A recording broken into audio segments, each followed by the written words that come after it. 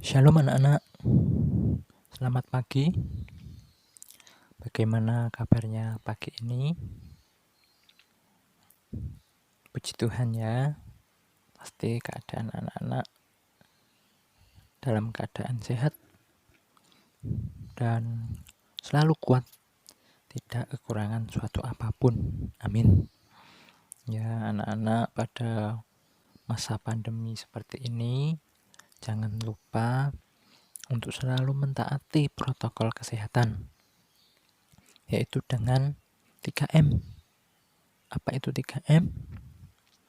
Mencuci tangan, memakai masker, dan menjaga jarak supaya kita bisa terhindar daripada virus corona. Amin.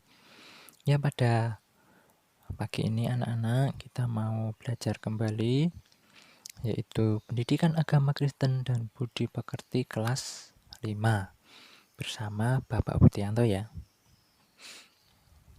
Ya, sebelum kita belajar, kita mau berdoa terlebih dahulu kepada Tuhan. Mari kita berdoa. Tuhan Yesus, kami bersyukur untuk pagi ini. Tuhan memberikan kesempatan untuk kami dapat belajar.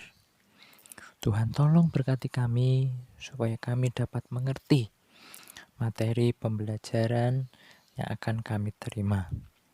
Dalam nama Tuhan Yesus, kami siap untuk belajar. Amin.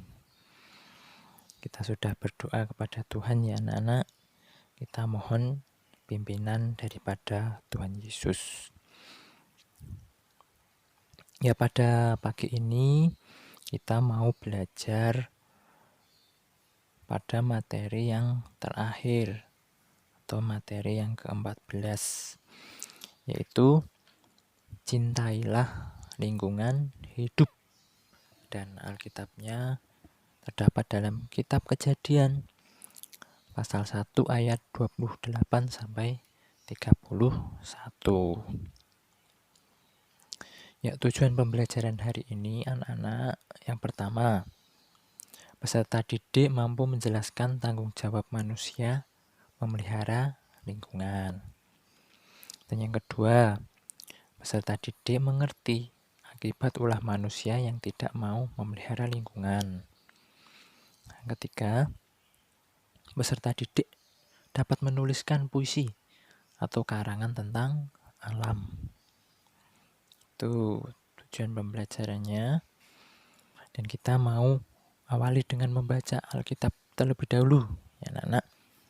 Kita mau buka Alkitab kita dalam kitab Kejadian pasal 1 ayat 28 sampai 31. Kitab Kejadian pasal 1 ayat 28 sampai 31. Di sini Bapak Budi akan membacakannya. Allah memberkati mereka. Lalu Allah berfirman kepada mereka, "Beranak cuculah dan bertambah banyak.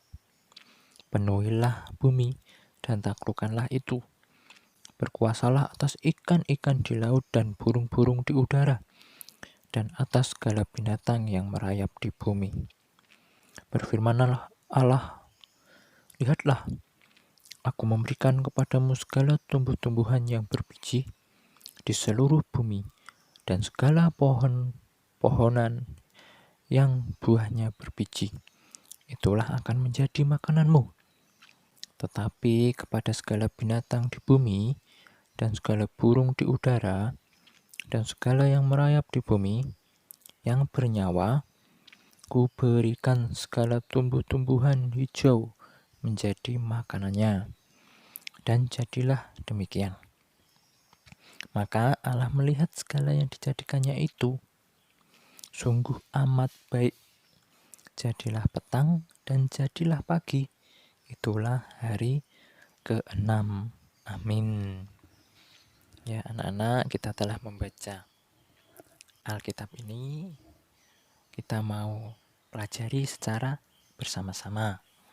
Dan yang pertama, itu menunjukkan bahwa alam ciptaan Tuhan adalah bukti kasih Tuhan kepada manusia. Nah, mengapa kok bisa seperti itu? Nah, jadi Tuhan di sini telah menciptakan tumbuh-tumbuhan, pohon-pohonan. Itu kan misalnya ada pohon yang berbuah seperti itu. Misalnya pohon mangga. Nah, itu kan buahnya bisa kita makan.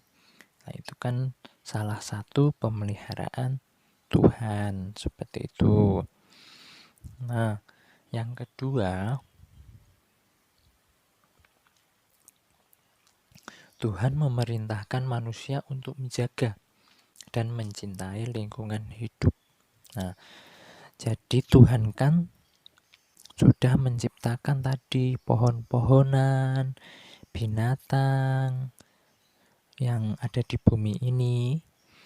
Nah, itu tugas manusia itu untuk menjaga dan merawatnya dan mencintainya. Tidak boleh dirusak atau disalahgunakan seperti itu ya anak-anak. Nah, di sini kita mau pelajari hal tersebut, bahwa yang pertama tadi alam ciptaan Tuhan ini adalah bukti kasih Tuhan kepada manusia, bahwa Tuhan sangat mengasihi manusia sehingga menciptakan alam ini. Yang kedua itu Tuhan memerintahkan manusia untuk menjaga dan mencintai lingkungan hidup. Jadi alam yang sudah diciptakan oleh Tuhan itu harus kita jaga, harus kita rawat dengan baik. Anak-anak, ini ada contoh-contoh tindakan manusia yang tidak bertanggung jawab terhadap lingkungan. Apa saja ya kira-kira? Nah, ini yang pertama itu membuang sampah sembarangan. Ayo, siapa yang masih sering membuang sampah sembarangan? Nah, kalau masih membuang sampah sembarangan, berarti tidak bertanggung jawab terhadap lingkungan. Karena dengan membuang sampah sembarangan, misalnya dibuang di sungai, kalau sudah penuh, nanti bisa menjadikan pencemaran dan juga bisa menjadikan banjir seperti itu.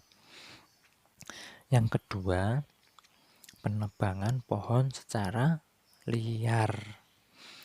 Nah, seperti ini. Nah, ada orang-orang atau anak-anak yang sering menebangi pohon di hutan-hutan itu secara banyak seperti itu. Pohon-pohon ditebangi semua dan dijadikan kayu. Tetapi kalau seperti itu anak-anak, nanti hutannya bisa menjadi gundul dan akibatnya nanti bisa terjadi tanah longsor dan bisa terjadi juga banjir seperti itu.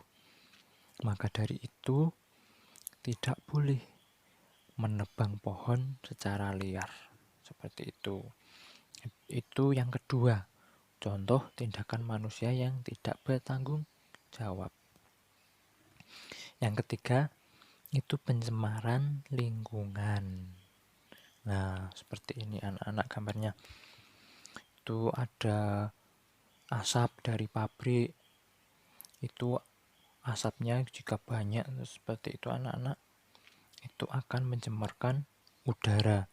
Sehingga udara ini akan menjadi tidak bersih lagi. Nah, itu oksigennya nanti akan semakin menipis seperti itu anak-anak. Itu sangat berpengaruh kepada pernafasan manusia. Dan juga ini ada pembuangan sampah. Sangat banyak sekali sampahnya. Yaitu nanti akan membuat cemar pada air yang ada, sehingga airnya bisa menjadi kotor dan tidak bisa dikonsumsi oleh manusia airnya seperti itu. Nah, ini adalah contoh-contoh tindakan manusia yang tidak bertanggung jawab terhadap lingkungan. Anak-anak tidak boleh melakukan seperti ini. Jadi harus mencintai lingkungan hidup. Nah, peran manusia terhadap lingkungan hidup itu apa saja ya anak-anak? Nah, kita mau lihat. Yang pertama, bertanggung jawab memelihara lingkungan hidup, bukan merusak. Ayo, apa aja contohnya anak-anak? Bertanggung jawab memelihara lingkungan hidup. Ya, seperti pada gambar, bisa dengan cara menanam pohon. Nah, karena ketika menanam pohon, nanti akan menjadikan bumi ini lebih sejuk, penghasil oksigen seperti itu, dan mengurangi pemanasan global dengan menanam pohon. Yang kedua, seluruh ciptaan berharga di mata Tuhan. Nah, jadi semua ciptaan Tuhan yang ada di dunia ini sangat berharga. Jadi misalnya Tuhan menciptakan tumbuh-tumbuhan dan hewan, itu berharga di mata Tuhan. Maka dari itu kita harus merawat hewan, tumbuhan seperti itu. Misalnya juga ada hewan anak-anak yang sudah langka, itu tidak boleh diburu lagi oleh manusia, tetapi harus dilindungi dan dijaga seperti itu. Itu termasuk peran manusia terhadap lingkungan hidup. Kesimpulannya anak-anak, bahwa manusia, tumbuhan, dan hewan adalah ciptaan Allah yang sama-sama berharga di mata Tuhan. Nah, jadi harus merawat, menjaga, melindungi hewan dan tumbuhan yang ada, seperti itu. Yang kedua, manusia adalah rekan Allah dalam memelihara lingkungan hidup, sebab di dalamnya lah manusia hidup dan bertumbuh. Nah, jadi anak-anak, seperti yang sudah Bapak jelaskan tadi, kita harus memelihara lingkungan hidup dengan bertanggung jawab, karena kita manusia tinggal di sekitar lingkungan tersebut.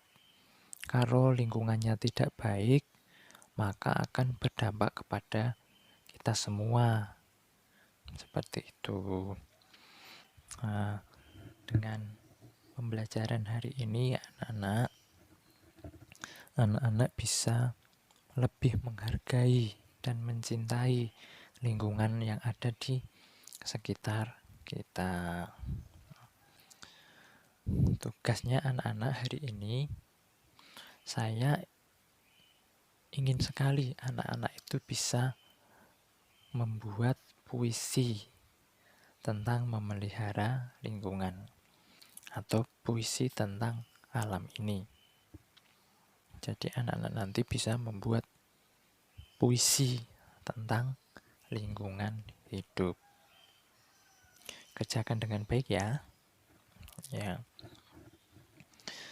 Dan pembelajaran hari ini akan Bapak akhiri.